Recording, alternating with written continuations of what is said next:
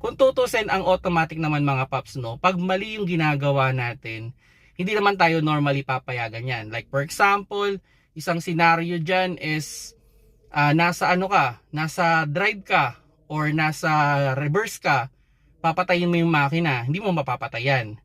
Okay? So kailangan nasa neutral yan or nasa park para mai-off mo yung makina. Pero pag nasa neutral yan, okay?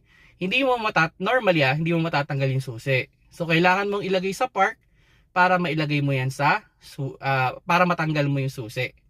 Okay? Then, yun, meron din yang mga yung tinatawag na manual mode. Pakita sa inyo, ito yung manual mode niya. So ito plus minus yan. So dito, ikaw yung may control kung ano yung gusto mong cambio na ipapasok ng inyong sasakyan. So ito, try nyo i-experiment. Ang maganda naman dito, pag bumabagal yung kotse, kusa siya nagbabawas, kusa siya nagmaminus.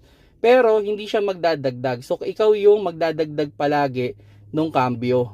Okay?